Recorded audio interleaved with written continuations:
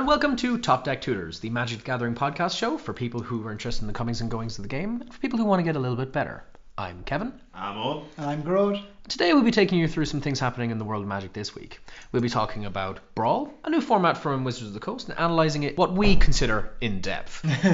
Not necessarily meaning that we'll be going over it too much, but it'll be our take on in depth. A tertiary glance over it, Brawl. It's something that I've thought about a lot in recent weeks, but I haven't built a tier 1 deck. I mean, no one knows what a tier 1 Brawl deck looks like yet. So who knows? Maybe Slime Put the Stowaway is a tier 1 I have Brawl no deck. illusions about myself building anything that's approaching tier 1. Not even close to it. I have a pipe dream of a Brawl deck, and I will live it until the day I die. Before we get into Brawl, what that is, and our different builds for decks for that, we have a little bit of upkeep. Some new things in the world of Magic this week. We're going to talk about the economy of Magic the Gathering Arena. There's people complaining about, hey, it's a bit slow to make a deck that's actually playable. Yeah. It is Magic the Gathering Arena is the way that Wizards wants you to play Magic digitally.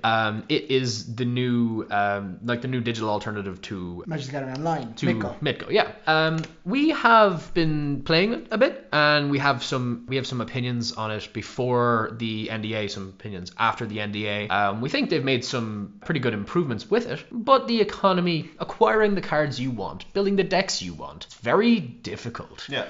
Some of us are very much pro this. I myself am pro Magic Arena. Grody, however, is very much against it. I think, I put myself into pro camp, but there's some tweaks that need to happen. If I can go a bit deeper on this. Yeah, it's fine. Okay, so immediately, this game draws comparison to Hearthstone. Yes. So the quests in Hearthstone will give you 60, 40, or 100 gold. Okay.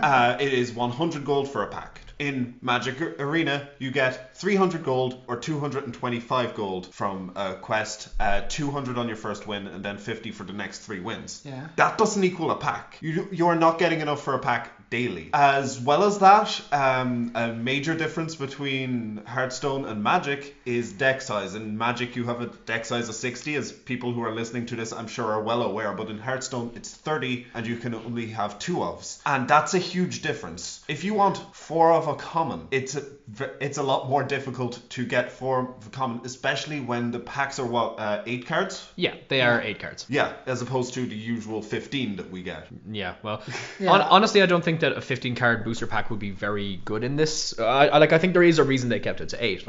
Oh yeah, definitely, considering there's only 2 sets or 2 blocks at the moment. Yeah, 2 blocks. So if you got 15 cards per pack, you would get the full block really quickly. If we got 15 cards a pack, or maybe if we got 10 cards a pack, and maybe if we got more gold, I would be fine with where the economy is at. Again, it's a free-to-play game. We're not paying money into this. Yeah, no one's asking you to give them money in the first place. Yeah. Admittedly, they want to encourage. They very much want to encourage it. And yes, it's very important. Making it, there should be money coming back to them. But agreed. Yeah, it's a free-to-play game, and they do want you to probably put your own money into it. But like I said, I'm not a fan of the economy at all. I think you should be able to buy the cards, or at the very least buy the wild cards that are I don't even like that fix of buying wild cards. Yeah. But even then, you need to be able to sit down with this game and build a deck that you want to play straight away. It has been confirmed that when they do have bundles, if you buy a bundle, there will be just some automatic wildcards included in that. A Reddit user uncovered the kind of data mined it to find various different assets in the files. This includes images of say what is a bundle, which shows 50 booster packs and something it includes just a pile of wildcards as well. I think there's 2 mythics, some rares. I'm not sure about the numbers. An amount. It is a way of getting wildcards reliably, as well as a whole bunch of packs. There are smaller bundles, which include 25 and 10 packs. Yeah. But this seems to be the way that Wizards wants you to get them. But again, this information comes from a data mine on a beta. This is very easily subject to change. Yeah. Wizards have said nothing on this. Yeah. Even though everyone knows it was leaked, and usually when something's leaked for Wizards, they're very upfront and being okay, this is a thing. But I haven't heard anything about it yet. Maybe they're going to wait a few days, but Again, it's a closed beta.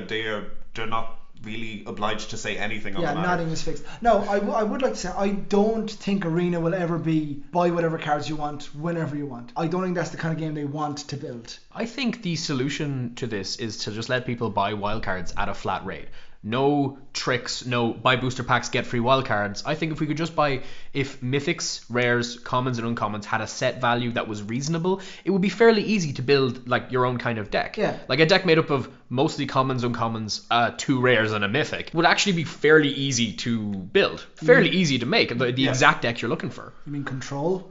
That is another thing to mention. Yeah. Control is running wild in the meta because people can't build good aggro decks yet. Exactly, because what Control needs is just a mythic, some commons and uncommons, and you're good to go. Like a Scarab Control God. needs stall and a win condition. Aggro needs consistency. Yeah. Like mid-range does not exist in Magic Arena right now. It can't. It just can't. Yeah, because mid-range is just a whole bunch of mythics piled into a 60-card deck, and good luck getting your mythics. Yeah, exactly. Best of luck with that with your mid-range with 5 mythics and 7 rares. You're Which, like, I've received, I think, like 3, maybe 4 mythic wildcards throughout my entirety of playing the game, and the NDA has been up for nearly 2 weeks now, and I have played so much Magic Arena.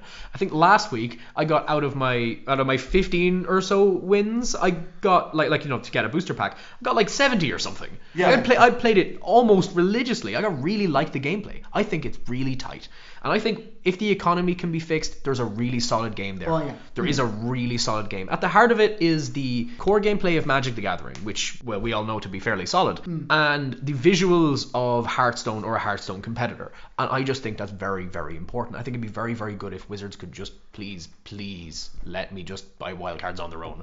What do you guys think about that? I think you said, Grody, that it wasn't... that doesn't even work as a fix. I don't think so, because now obviously there are always going to be people who crack packs to crack packs. It's Magic. Yeah. No matter how long, as much as you love to buy singles, it feels nice to just open a pack and just roll the dice. People even do that on Midgo, where it's strictly speaking the wrong it's choice. Such a bad decision. It really is. Like if you look into the Midgo economy, buying singles is just so much better than cracking packs. But I think if Wizards were to implement buying the wildcards, a common wildcard would probably cost more than a pack, because then people would have no incentive to buy packs. Well, to be fair, it's still, even in real life, a better idea to buy singles than packs. Yeah, but that's usually because you're spending less money buying singles than you are buying packs trying to build the deck you want. Yeah. Whereas in Arena, while I would think that would be the better way to go about it, I don't think Wizards want, because they want people cracking packs, in my opinion. Because you buy gold to crack packs or to buy wildcards, that's how they're making the money. It's a free game. Yeah, I can agree with that. The wildcard thing will be a fix, but I don't think it's the fix that we're all hoping it's going to be. If they implement it, it'll be expensive. I think it's a good middle of the road. Yeah. I think it's a perfectly fine solution for Wizards. Well, it's fine. It's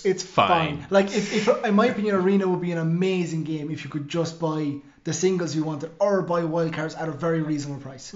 If you want to check out our thoughts on MTG Arena, our last podcast has our review of the current state of the meta. Here now we're just talking about the state of the economy, what we think about that, because there's a lot of community uproar that we've seen. Like if you go to the Magic Arena subreddit, every other post is about the state of the economy. Yeah, we have to cover this again, because when we made the first podcast, it was just after the NDA came out. Yeah. And only then were some people playing it. And now they've let a lot more people into the beta. Yeah. A lot more people have opinions. So we just want to cover it again and say, look, the gameplay and the visuals of the game are brilliant in our... Yeah. We all agree that it's really well done. We might have small worries, but by and large, it's good. The economy, if they don't fix the economy, if it stays the way it is, I'll be so disappointed in it as a game. And if they do improve on it, I do hope they make big improvements. I think they will. I do think that they'll change it. I think there's a lot of room for this to bounce back, because I believe, as Eoin was keen on saying, it is a beta. Yeah. Yes, absolutely. Yeah. This is a way of testing the waters. I will exactly. In your head, just above every sentence I say, put TM and then in brackets, it's a beta. Why do we put TM there? Because I like putting TM because it makes it funny, because all my sentences are trademarked, right? I got a brand. I got a brand. It is worth noting that in the secret beta... That's what we're calling before the NDA. you were just bombarded with packs the moment you entered the game. Oh, you got Yeah, you had so many- 36 or something. Mid-range was rampant. Oh, yeah. You got mythics and rares for fun. You could build whatever you wanted. It was great. I genuinely think right now they're testing the water, and it's a step too far in the other direction. Yeah, Yeah. like before it was very, very easy to get the cards you wanted.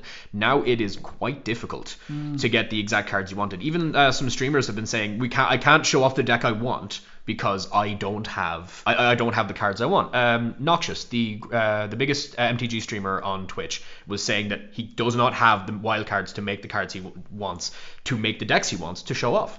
Noxious streams Magic now? He does, yeah. Nice. Man, some serious people play Magic. Like Stephen Colbert mentioned in an interview a few weeks ago. Oh, wow. And like there's Cassius Marsh, who like if you watch any YouTube content, he's been in a lot recently. Cause Oh, yeah. he was the footballer who lost all these cards. And He like, was, yeah. The nerd population was like, you what? This 6'4" guy who can hit a train and be alright. It was just like playing Magic casual as you like. I like how you said hit a train, not the train hits him. No, he hits a train. Have you seen him? I did see him on the command zone play an Ugin on turn 3. Yeah, that was that was glorious. No, I know you might be a big fan of football, but look up just Cassius Marsh NFL and watch him. The man is a tank. So, right now we are neck deep in spoiler season. Yeah. We are neck And deep in even spoilers. today there's been some excellent spoilers. Really enjoyable, Does yeah. anyone have anything they'd like to bring up? I feel like I should start on my low note.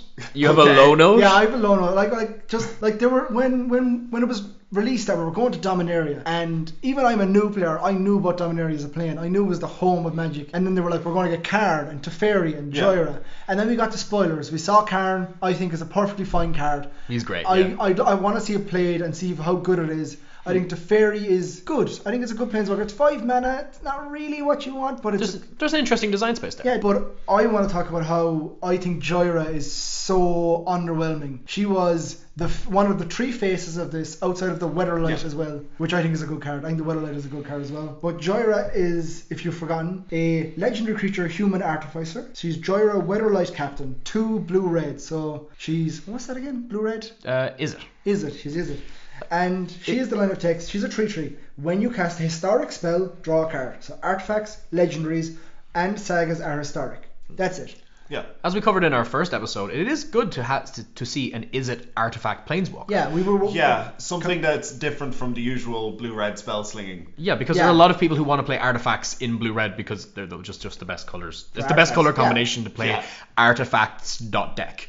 Unless you want to play Hannah, Ship's Navigator. I think yeah. it is the Esper one. Yeah. She is a very artifact, but then she didn't have red. Like I think we mentioned it when we talked about it first. A few weeks beforehand, Mark Rosewater put up on Twitter, do you want to see a blue-red Artifacts Matters commander? And by and large, people were like, yes, that's what we And want. he's like, hey, look at this thing that's been in print for months. Yeah. But so why do you think this is particularly underwhelming? I don't think she's a bad card. I think in the right commander deck, I think she's actually a good commander. First of all, she has the text draw card. That's fine. That's just great. But Yeah. it's Jyra, like Karn, Teferi, Jyra. These are the names we got. Yeah. And I think out of them all, Jyra is just underwhelming for her. What I wanted to see out of a header of this like plane. Yeah, I think that makes sense. Cool flavor note, she can pilot the Weatherlight by herself. Imagine the flavor fail if she hadn't. I'd be so disappointed. Oh wow, that would be so underwhelming. Oh wow. So, you think that Jyra is kind of underwhelming, could be a lot better? Do we have a more positive note, Owen? Okay, this was spoiled today, like hours before we started recording, and oh man, I love this. I'm already brewing things because I want to build this deck. So he is Naban, Dean of Iteration. For a blue and 1, you get a 2/1 legendary creature, human wizard. If a wizard entering the battlefield under your control causes a triggered ability of a permanent you control to trigger, that ability triggers an additional time. They're like Wizard Harmonicon. Yeah, Yes, that's- it is Panharmonicon, Well- but for the wizard deck. Yeah. The wizard deck will already have it. Not even in Dominaria, it already has things that would benefit massively. Who doesn't off want to this. cast a Venser and bounce 2 things back to my opponent's head? I'm talking standard here. Yeah, We've got yeah. Viverwise Augur, Brainstorm twice. That's I know. amazing. That's pretty good. Also, I think it's really important. While Panharmonicon is if an artifact or creature entering the battlefield will cause a trigger ability of an artifact or a creature you control, not permanent. Yeah. So I don't know what else that means for this, but I don't know, enchantments, lands, anything else like that, they will trigger as well. Yeah. Well, something that says like say impact tremors or something like that causes it is an ability that is triggered when a creature enters the battlefield. If that creature is a wizard, Naban makes it trigger an additional time. Like, impact tremors isn't where to go with this, but this is just an example. Yeah, that's fair enough. Like. Yeah, exactly. A Snapcaster Mage, for example, in this case, is a much more relevant example where you can target two things. Snapcaster Mage entering the battlefield, his ability is an enter the battlefield effect, so you can choose two different instants or sorceries to get flashback, and I think that's pretty cool. This is a very cool wizard lord. It's nice to see wizard lords that are weird like wizards are. Yeah. Having a wizard, not just give a global buff. Because I think there's a wizard like that. There's a wizard like that gives your creatures +1/+1 or something. Like wizard creatures you can roll +1/+1. But like that's not what wizards want to do. My 1/2 with an ETB that's a 2/3 isn't any better. But if you ETBs twice, that is so much better for what I want to do. So I want to talk about our next thing, which is Yawgmoth's Vile Offering. So this was my pick for today's spoiler to talk about. I really like it. We finally get a black legendary sorcery. We've seen rough templates of the other ones with or without art. Although I believe they all do have art now. I don't think we've seen the white one yet. Oh, right. Yes. Which one was that again? Oh no, that's the one. That's the one where. Oh yeah, that's Urza's Ruinous Blast. You're right. Yeah, perfect. But Yawgmoth's Vile Offering is pretty great. It's for 4 and a black. It's a legendary sorcery. Quick reminder: legendary sorceries can only be cast if you have a legendary creature or planeswalker. You have up to 1 target creature or planeswalker cards from a graveyard. Ooh. What? Ooh. Yeah, from a graveyard. Onto the battlefield under your control. And then you destroy up to 1 target creature or planeswalker. Exile Yawgmoth's Vile Offering. I think it's very powerful. Yeah, that is just a 2-for-1 as written. That is pretty good. That is great. Like, if that doesn't slam you down, like, if you get this in, I know, well, a draft maybe not, but in limited or even a constructed deck, if this doesn't win you the game by getting rid of my opponent's biggest threat and getting any other big threat that I want, like, it's just such value for 5 mana. I do have a gripe. I love the card. Personally, I think I love reanimation from any graveyard. I think it's really, really good.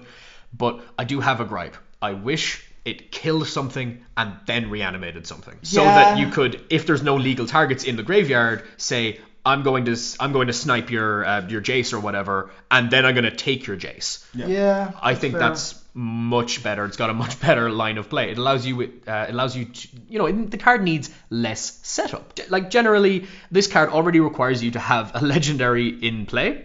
It requires you to have the 5 mana, and it's perfectly splashable as well. But then you need targets in your graveyard. Yeah, it does require a lot of setup and fairness. It should be noted they probably did it in this order because it's more like the story they wanted to tell. But that's fair. As well, I genuinely think if this was just swapped around, like John, destroy target creature or planeswalker opponent controls, and then reanimate anything you want from a graveyard, I think that would be a bit too powerful. Like, I understand it would be cooler and I think it would be better. I think, like, in limited or in constructed, I think that'd be much more powerful spell. Again, there is the cost of it is a legendary sorcery. You need a legendary on the field. Yeah. It is important to balance the kind of legendary sorcery thing. It is important to figure out where the legendary sorcery clause kind of balances these cards. Yeah. Whether it makes them much harder to play, because you need to already have a legendary creature out, and just how important that is in constructed and in dominaria limited is something that's going to be very important and will need to be discussed a lot. Yeah, I'm really excited. But think of it this way as well. I think it being templated that is better because you could just steal your opponent's Scarab God. Yeah. Ooh. Yeah, you could kill it and it goes to graveyard, doesn't come back because it's not the end step, and you just get their Scarab God. Yeah, but that requires you to have a kill spell and then Yawgmoth's Vile Offering. Like, that's what we were looking at. If it was templated another way. Oh, right, yeah. If you could just destroy their Scarab God and just get it back. I know, like that, or even like Hazard is indestructible, unfortunately. But yeah, like, just like Joe, if it was templated the other way, you're getting rid of your opponent's biggest threat and then you get their biggest threat. That'd be really powerful. Whereas this is, it requires setup, and I am interested to see how good it is. Yeah. But this is just fine as is. It's a good spell. It'd be really good if it was 5 mana, get a Scarab God, like tutor or Scarab God if it happens to be on the board. Something important to consider is that this is redundancy for a Scarab God Brawl deck.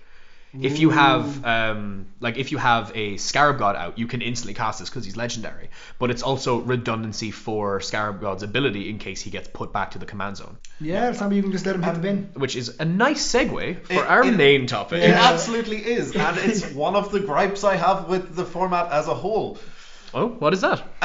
Cards like the Scarab God, we are basically always going to have some very powerful legendary creature in standard. It's kind of how this whole thing works, and that will just, every single rotation, that will cast a shadow on the format as a whole.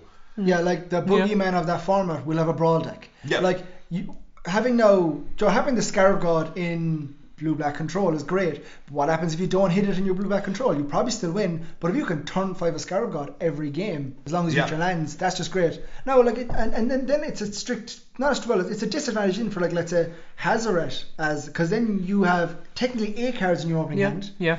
You have to have lands, pitch things. You have to have empty cards by turn 4 to cast it and deal what you want to do. I don't necessarily think this is going to affect the format as much because the boogeyman of the format isn't always legendary. If we look back at Khans of Tarkir standard, where it was Siege Rhino. Siege Rhino is not legendary. If we look back at Theros standard, where it was Master of Waves, again, not legendary. Return to Ravnica standard, it's Aetherling. Again, not legendary. Ghost Council for us. Okay, Ghost Council of Orzhova is fair. That is a very fair point. But that I would have played that Brawl deck. Yeah. We should right, you would have. We should touch on what Brawl is first. Just for the uninitiated, Brawl is Wizards' alternative to kind of a standard commander. It is a 60-card singleton deck, which means you can only run one of each non-basic land card. So you can run as many mountains as you want, but you can't run more than one. Dragon Skull Summit. Yeah, Ramanap Ruins or whatever. Yeah. I think, though, the standard ban list does apply to Brawl. It does. Yeah. Which is interesting, I think is outside of today.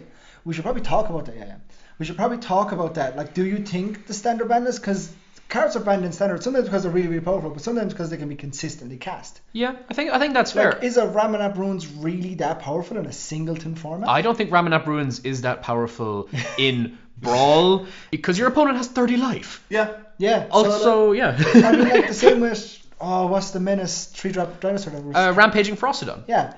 In a singleton format, is that as powerful? But he does hate on token decks really, really hard. Yeah. Really efficiently. Rampaging Frostodon, for reference, is a 3/3 dinosaur for 3 with menace that deals 1 damage to a player that, like, whenever a creature enters the battlefield under... its controller loses 1 life. No, he deals the damage to it, doesn't he? He does deal damage, you're right. And also, players can't gain life. So that strategy's out the window too. Just strapping a lifelink thing to him would just be really great. Yeah. Now, again, like Commander, you have a 1 legendary creature or planeswalker. This is a new thing. They're allowing you to have a planeswalker as your commander for Brawl. So you have 59 cards, which are, except from basic lands, all singleton, and then you're 1 brawler. But this format follows standard rotation. So when a set rotates out of standard, your Brawl deck might just fall flat. Yep, exactly. For example, if you were building a deck based on vehicles, if you were building your Depala deck and you want to throw a whole bunch of vehicles in there, come September you're going to run out of vehicles. Also, your commander is no longer legal, or rather, your brawler is no longer legal.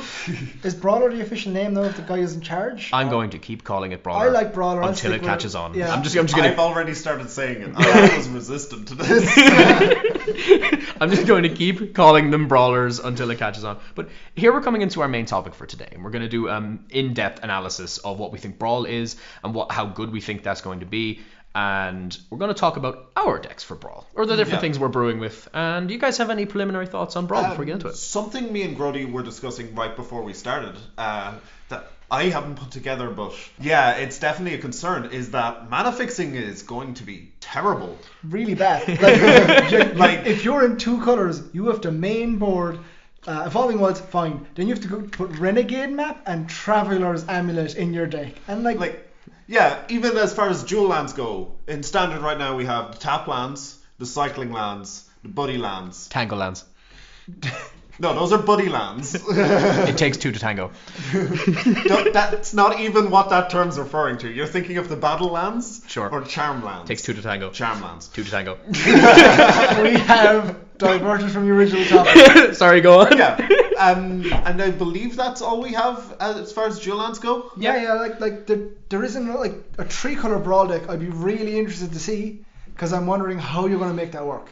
Yeah. There's not much in the way of consistency. Yeah. And what do you guys think the solution to this is? I am not offering solution. Oh, sorry. We're offering a solution. And If only there was a card similar to Evolving Wilds, But with a different name, maybe. but with a different name. like Bad Fetchland. Could be. Or it could have something about changing the landscape. You know?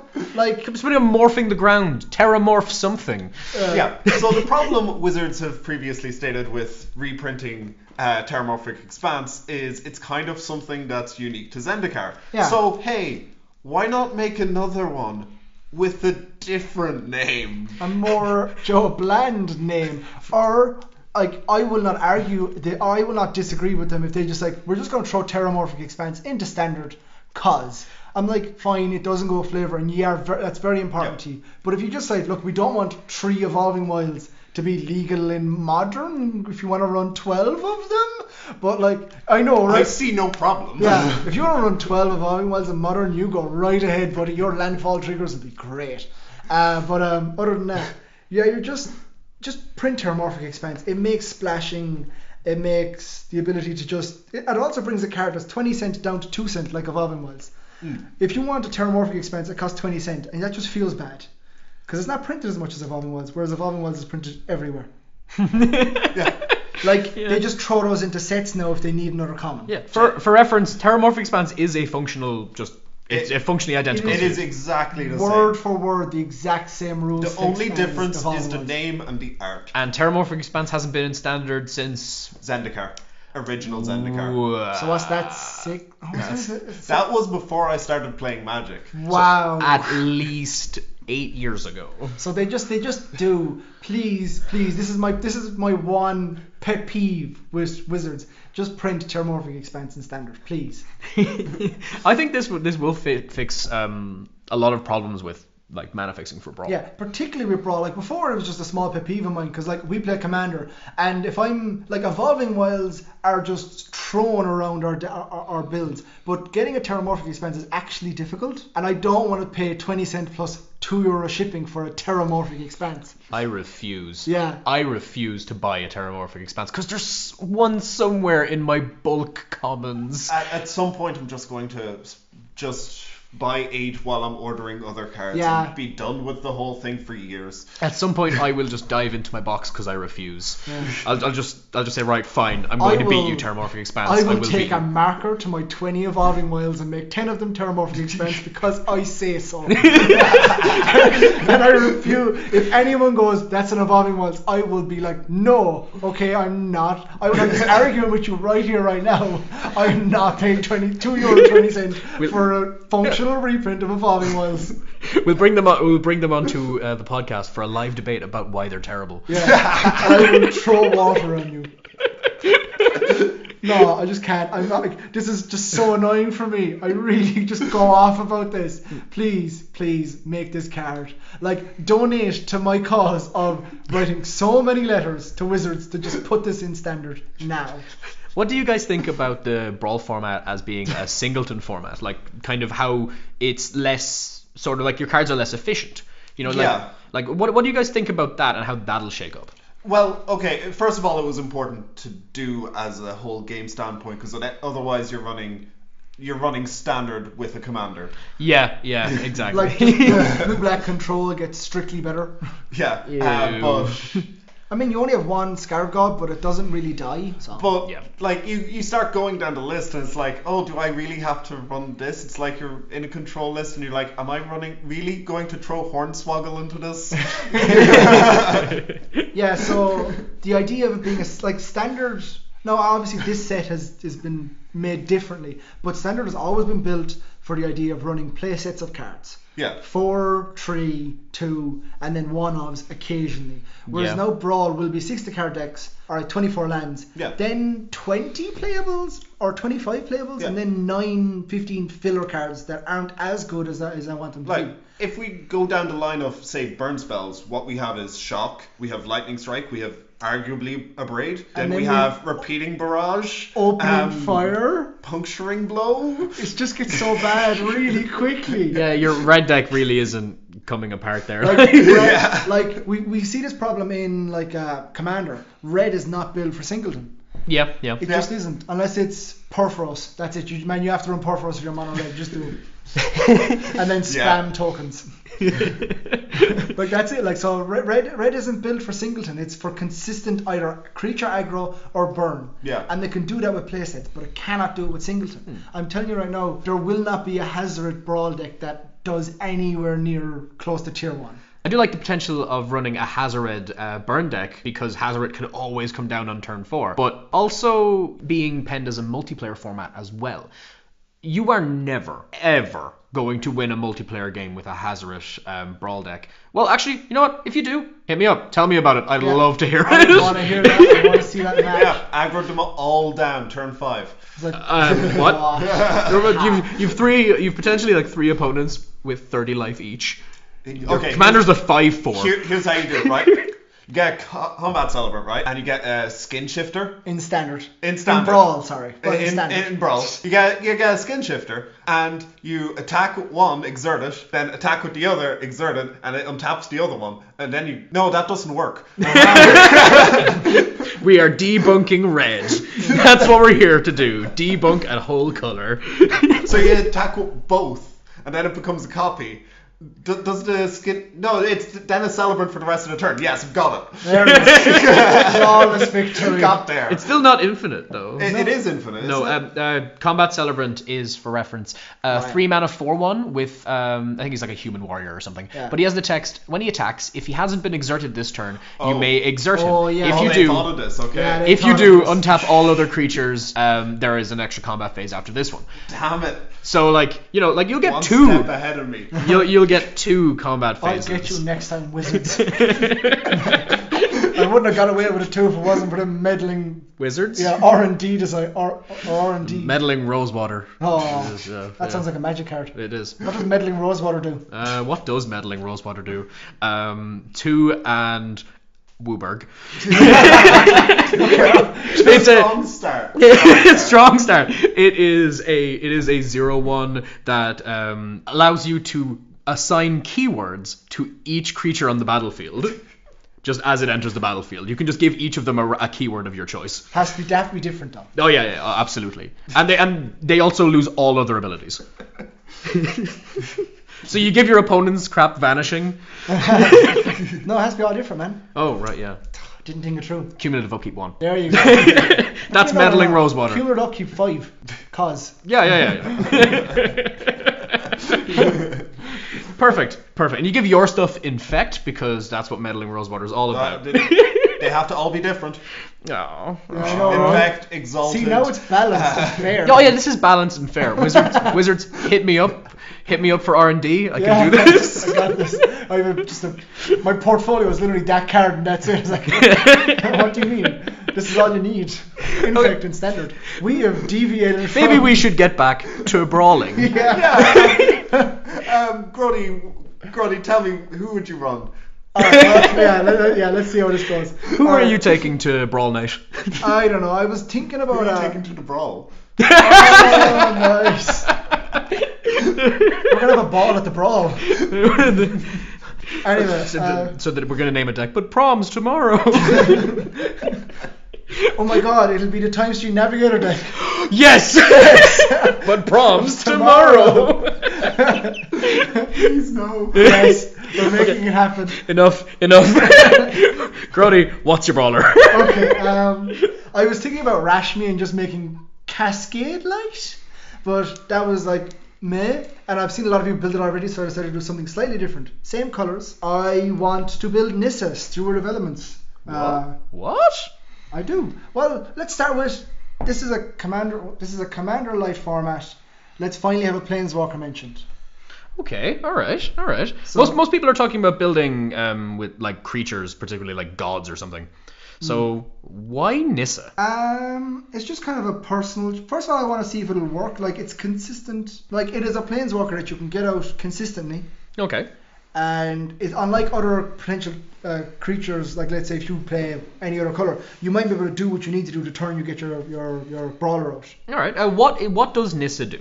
All right, Tell us Nissa about is legendary planeswalker Nissa for X green blue. It comes in with X loyalty counters. So Okay. it has +2 scry 2, which is just fine to have on a planeswalker. Yeah. It has a 0 ability. So you look at the top card of your library. If it is a land card or a creature card which converted mana costs less than or equal to the number of loyalty counters on Nissa's steward of elements, you may put that card onto the battlefield. Okay. And it has the -6 or ultimate of on tap up to 2 target lands you control. They become 5/5 elemental creatures with flying and haste until end of turn. They're still lands. Okay. So the basic idea of Nissa is to plop her down probably mid-game with a fair amount of loyalty counters. I'm hoping at this stage to build around the idea of having scry out there already. Yeah. So that when I hit her down, I can zero her and get immediate value. Okay. So what do you run to scry? You can have Treasure Map, which is a 2-mana artifact that for generic tap scry 1, and then you put a counter on it. I can't remember which counter it is. It's one of the many It's counters. a gold It counter. has or a something. unique counter to Yeah. itself. Is it like a map counter or something? I can't remember. It has a counter, so I hope it's a map counter. yeah, it'll be interesting. And it just scries 1, and then you put a counter. And when it has 3 or more counters after that, I don't know if you must flip it or it may flip. But if you do, if you flip it, you get 3 treasure tokens. Okay. That as we all know, tap, sack, add 1 mana of any country mana pool. They're Lotus Petals. Yeah, they are Yeah. Lotus Petals. Yeah. And then Treasure Map also has, when it's flipped onto its land side, it has tap for colorless or tap, sack a treasure, draw a card. Okay. So it's just a good card overall. It's consistent scry, and then after that it's draw each turn. But you can hopefully scry and then get John Nissa out, zero her, and get strict value. Then you have, what was the other one? Glassblowers Puzzle Knot, which is from Kaladesh, which is one of the puzzle knots. So it's 2 colorless. When it comes down, you get energy. My build probably won't care too much about energy, but it also scries 2, and you draw a card or gain 2 life. Ooh, I can't remember now. I have to quickly look this up. Okay. That's pretty weird. Did Yeah. you say you were also running Reason to Believe as well? Oh, you have to run Reason to Believe. You have to run Reason to Believe. Reason to Believe is the one of the aftermath cards. So for blue, Reason, scry 3, which is just great in what your deck wants to do. Like if you put something to the top and you know that you can just get it on the field for free next turn, it's just value. And then Believe is 4 and a green. Look at the top card of your library. If it's a creature card, you may put it onto the battlefield. Otherwise, put it in your hand. Oh, that seems fair. Like, I'm not sure how What I are feel you about this. cheating at in standard? Yeah. Well, what's the big target to hit with Believe? I know it's a single in format, so it's not consistent, but I really want to hit a Sifter Worm. Is It it is- is it Galta? Oh, Galta would Is be it half Gregory? that. Gregory. Isn't that the nickname for the Vanilla 99? Yes. Oh wow! What do you want a Vanilla 9/9? I don't, because it gets blocked by 1/1s For days. all day. All day long. So I like the idea of hitting a Sifter Worm because that's just a really weird card. So it's a 7 mana, 5 in green, 7/7 with trample. Okay. When it enters the battlefield, scry 3, then reveal the top card of your library. You gain life equal to its CMC. I like the Scry 3 because you can set up Again, future Nissa. plays with Yeah. Nissa. So like the idea around this deck is to each turn when you've Nissa out, get card advantage by getting cards for free. Okay. And at the very least, if you play Nissa and there's nothing you can do, you can just +2 her. Like you can late game cast her for like 8. Yeah. She's a 6 loyalty planeswalker. You can +2 her to 8 loyalty. It's difficult to get rid of her then. This deck seems to be fairly budget. Like, what's the price on this deck? Oh, I would because I don't know how expensive Nissa actually is. What sort of like price bracket are we looking at loosely? Oh, I'd probably throw €20 at the first build. That's fairly good. I think that's a good investment for like a young format like this. Like you Yeah. don't want to go ahead and buy your €100, €200 Scarab God deck. Yeah. Like Yeah. because it's such a young format, it might not take off, and you're stuck with a deck that I guess I could turn it into a bad standard deck. Yeah. You know? So I think that's in and around the price range we should build towards, like between yeah. like say 20 and like 50 and keep Yeah, it there. like, for now. Like, I'm sure there will be decks that will be ridiculously priced. Just like there will be a mid-range deck of this. There's just mythic stock deck. Yeah. And that'll be €300 for a deck that might do stuff. just mythics. Mono mythics. Mythic tribal. Can't lose. Anything else for the deck? There's plenty of stuff. Unfortunately, there's not a lot of good stuff that scries right now in standard. So you really rely pretty heavily on Nissa for the scrying and like other stuff like treasure map and stuff like that. But I like the idea as well of like zeroing her and getting a sandstorm convergence onto the battlefield. Ooh. Wait. Does she put a sandworm convergence onto the She battlefield? does not. No, She that's hits our land creatures. creature. Damn it, that was a different. Sorry, yeah. Shame. Oh, it's so good. Shame. I mean, you could get like a free. What's the dino? What's The Carnage Tyrant. Free Carnage Tyrant. You can run Carnage Tyrant, Nezahal, Galta. Actually, there's Aid from the Cowl as well, which has it's the best. 3 in green revolt at your end step. If a permanent left the battlefield under your control this turn, reveal the top card of your library. If it's non-land, put it onto the battlefield. If it's a permanent. Sorry, if it's a permanent, just slap it onto the battlefield, and that's your way of tricking out your sandworm convergence. Yeah, man. Now you do have to trigger a revolt, which is stuff like evolving With wilds. treasure, because we're running treasure map. Yeah, that's true. And like evolving wilds. Terramorphic Expanse when? Hopefully someday, please. Yeah, like if you can trigger revolts, you're doing okay with there. It's redundancy for Nissa. I think it's fairly cool. I like this. I think I will build it just to see what it goes. Like I want to build a Brawl deck. And I like the idea of just like tricking out really big creatures for free, pretty much. I want to build the absolute most garbage Brawl deck. It's going to be absolutely garbage. Now, hear me out. Shalai, Voice of Plenty. Spoiled today, 3 and a white for a legendary angel. She's a 3/4 with flying. You, planeswalkers you control, and other creatures you control have hexproof. And here she has an activated ability for 4 in green, which puts her nicely in green as a color identity, meaning you can run green as a color in your deck. You can put a 1/1 counter on each creature you control. Now, I'm not going to be paying a lot of attention to that last ability, though it does put us in green and allow us to run some fairly risky creatures. We can run some things that, otherwise we might have been afraid to commit to the board in case they get removed. So, we're going to be running things like Groon, who is a 6 mana 5/5, who has kicker, I think it's 3, but he gets 5 1/1 counters if he was kicked, and when he attacks, doubles his power. We're going to do things like that. We're going to go whole ham on Shalai giving everything else protection. So, here's a mythic you might not have heard of. Axis of Mortality. Oh, Christ. Oh, man. Hear me out. No. Vote to get you off the podcast. I seconded. It's 4 and white for a mythic enchantment from Ixalan. And it reads, at the beginning of your upkeep, you may have 2 target players exchange life totals. Now, this sort of thing is very risky to run unless you have hexproof. So, you run things like a Danto Vanguard, Champion of Dusk, things that allow you to pay excessive amounts of life. For example, Champion of Dusk is build your own Serra Angel, a 5 mana 4/4 with pay 2 life gains flying until end of turn, or pay 2 life gains vigilance until end of turn. I think Champion of Dusk is the right name there. But it's a simple two card kill combo where you let go to your upkeep, put the trigger of Axis of Mortality on the stack, pay all of your life except like 2 of it, and to Champion of Dusk. Give her flying 1,000,000 times. Then swap your life total with someone with a whole bunch of life, and then attack them because you have a 4/4 with flying now. I think it's quite cool. And I think this is the only time where I'm going to get away with saying Axis Mortality on this podcast before I'm removed. I'm sorry, but Axis of Mortality will never be mentioned again No. on this podcast. I will veto it. I will be dragged kicking and screaming. I'm like just saying, it's just 6 mana, it's fine. Well, I think I think there's a lot of interesting design space with Shalai. Just because it gives you the excuse to run bad cards, I guess. Things that otherwise would be risky because they can be interacted with or removed. But this way you can just play Shalai out and go nuts. Just because she gives everything else you control hexproof. They have to remove Shalai and then remove the big threat. So and also by the time they've removed Shalai, you just cast her again. Yeah, You'll be doing all right. Did you mention this third line of text on Shalai? He did.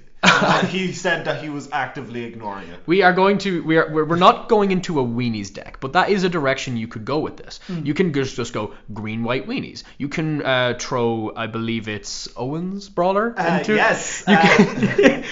You can throw her in if you want to go into weenies. So what I will be building, partially because I keep opening it and I'm sick of looking at it, Glorious Whatley Rude or Whatley Radiant Champion. Alright. So she is 2, a green and a white for legendary planeswalker Whatley. I believe she enters on 4 loyalty. Her +1 says give her an additional loyalty for every creature you control. She comes in with 3 loyalty. Her -1's irrelevant. What Largely irrelevant. What is it it? says target creature gets +X, where X is the number of creatures you control. That is not irrelevant. It does not give them trample. What? No, but Blade of Selves What? wins then. Not Blade of Selves. What's the elf artificer? When it attacks each creature you control. gets Cultivator of Blades. Cultivator of Blades wins you the game. But here is why I want to build this. Her -8 is you get an emblem with whenever a creature, not creature token, enters the battlefield under your control, you may draw a card. Oh, so you're going with the efficient way of building green white. Yes. So basically, what I'm running as a commander is that emblem. What you need to run is the Nissa that has the -6 emblem. Whenever land enters the battlefield under your control, draw a card. And then every time you do something, you draw a card. And then you deck out. Yeah, then you just... Sadly, I can only play 1 land a turn, guys. You should know this. No, you can run the 3 mana 5/5 with Ascend, the Dino. No. The card I'm running with Ascend is the good one. The one who puts out Sapperling tokens and then boosts your Sapperlings. Fair. What's his name? He's a 5 mana 2/2. Tender Shoot Dryad, that's it. We have a lot of good token spam in Standard right now that just isn't seeing play. You have Shram's Expertise. You have you have the one that makes 2 vampires. It's not Call to the Feast, that's the 3/1. It's the black one. You have Pride Sovereign. You have Anointed Procession. Yes, absolutely. We'd be remiss without stating Anointed Procession and how that plays with Embalm and Eternalized creatures. I know. Ooh. Who doesn't want 2 Adorned Pouncers with 4/4? Or 2 Angel of Sanctions. That's disgusting. Oh, that hurts my feelings. It makes me sad. That's pretty good. I assume we're also running just a cat shell. Yeah. Like we're running Pride Sovereign. Regal Caracal. Oh, nice. You can go wild with this emblem as your commander. Because all you need on the field is 4 creatures for Whatley to be ready to ult the next turn. Wow. 5 and she doesn't even die. Yeah. And basically, as I've said with this card, when I first got it, it's like, unless you have a deck built around it, this card runs the risk of being stone do nothing. Didn't you pull this at the Rivals of Ixalan pre-release? I did, and I went off with it once, and every other time it was a dead card. That's something. But if you can guarantee that it's in your hand, like even if you build a standard deck around this, you can't guarantee that you'll draw it. But in this particular format, you can guarantee that you will draw, and that's amazing. But you can also play it only when you want to. As well. I think that makes it a bit better. Certain like unplayable mythics and rares that like you'd crack a pack now in standard and be like, oh, this is commander jank. You know, like this could be a Brawl commander. Because I know whatever its CMC is, I can hit it on that turn, maybe even earlier. But like, you know, obviously you have to hit your land drops and all that kind of stuff. But sometimes a card is like, hey man, if I can get this out turn 6 when it's supposed to come out, it's a good card. And that is the positive side of Brawl. It's like cards that would be overshadowed by other commanders can see play.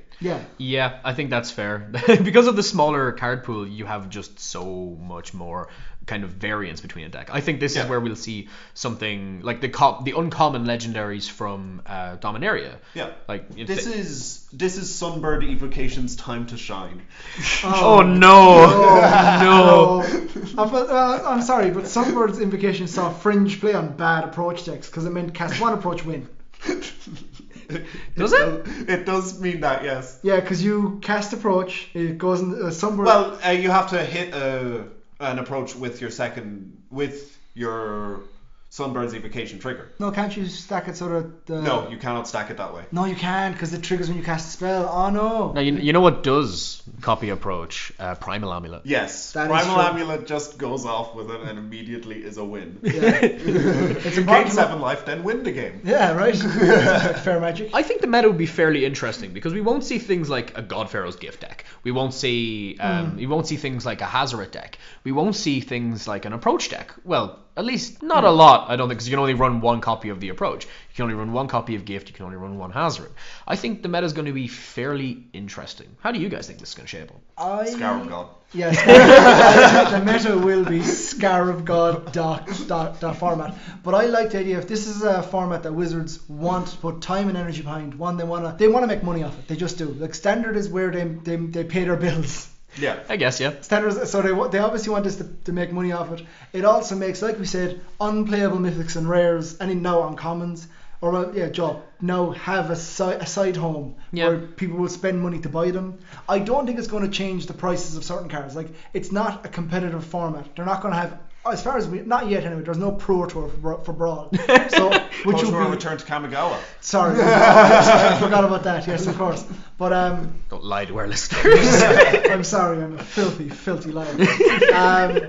But I think I'm really interested in the next few sets. Yeah. The next few sets, in my opinion, will really let me know if Brawl is something they're really interested in spending time and energy in, or it's just a new format that they're hoping will just bring in a little bit extra money at the end of the year.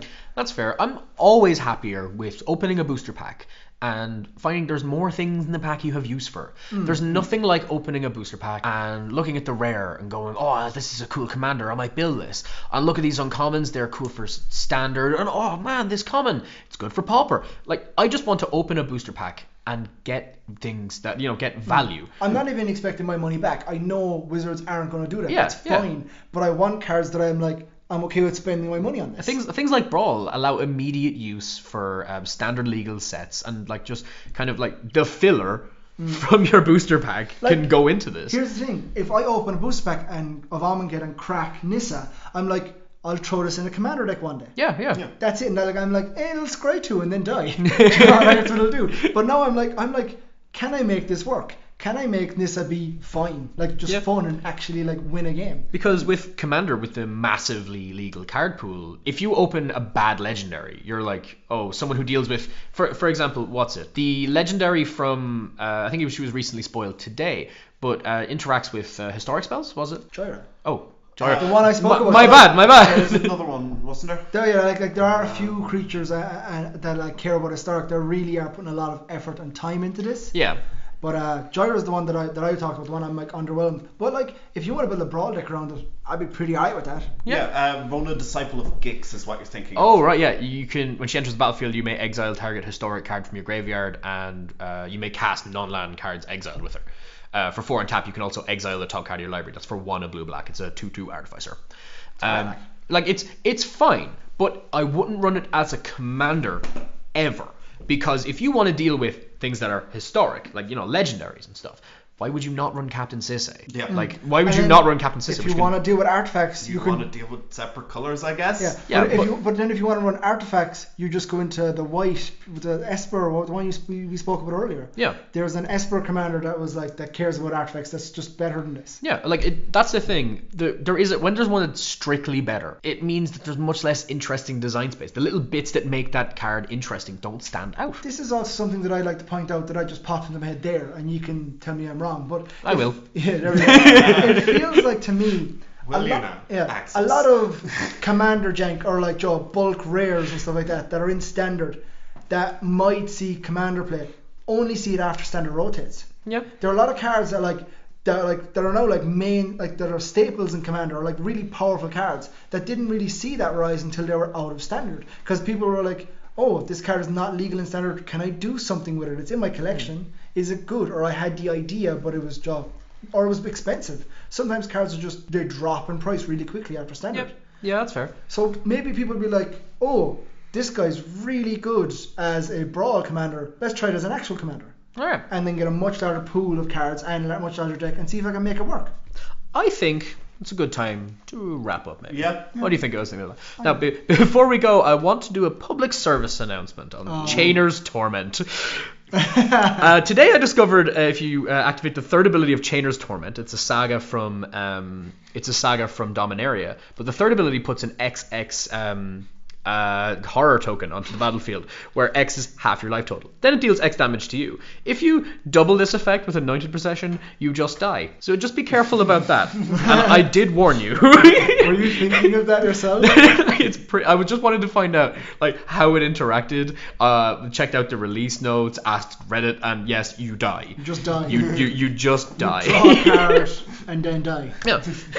Before we wrap up today, we have some video content coming up. Hopefully it will be up on YouTube before you're hearing this episode, and we'll be able to show you some of us playing show and tell. So we'll be showing you our decks that we've made, and forcing each other to play them blind. And the person who wins the most of their 5 games gets to demonstrate their interesting commander brews. Now, we know who that is, but you don't. So we're not going to spoil it here. So head over to our YouTube page, that's just TopDeck Tutors, to check that out. Anna? And if it's not there yet, you can hit that subscribe button, though. You can't, even though there's no Oh content. man, 4 weeks in, I've already sold out. There you go. You sell out. Do you know what? Why not? Also, we've decided to spread out the social media. So we have a Facebook, Tumblr, Twitter, Instagram, Snapchat, and Twitch channel now, all with the name TopDeck Tutor or at TopDeck Tutors or whatever way the social media. Now, they are all bare bones and will be added to as the next few days and weeks go along, but they're there. We're only just coming up to a month into this, so we will be adding more content to that. So if you like TopDeck Tutors and you like what we're doing here and you want to see us on a bunch of different platforms, we will be continuously update that. We want have more content coming up. We have deck techs. We have more episodes of TopDeck Tutors coming out every Thursday. We have episodes of Show and Tell coming out on a semi-regular basis. Yeah, we're still trying to figure it out. We still want to figure out what the right basis for putting those out, considering it involves gameplay. It is played on MTG Arena, by the way. We used what we could of our wildcards with the economy as it is to build the best decks that we could. Also, a quick point that just popped into my head as well. Because of the way the economy works in Arena, we won't have enough wildcards to build any more decks, really. Oh no, I starved my wildcards to build what I did for Eoin. I have nothing left. And just straight nothing. So that's another point. If you're a content creator, like you said, you can't make the decks and do the brews you want to do. Yeah, it is definitely something worth pointing out, and it makes it more difficult for us to do our job. Yeah. Makes it more difficult for us to show off our interesting brews, but it means we have to get more creative. So I think maybe for the third time today, we're going to say goodbye. So we hope you enjoyed some of our content. We really enjoyed making it. Hope to bring you some more. I'm Kevin. I'm Owen. And I'm Gearoid. So we're passing priority to you. Good luck and have fun.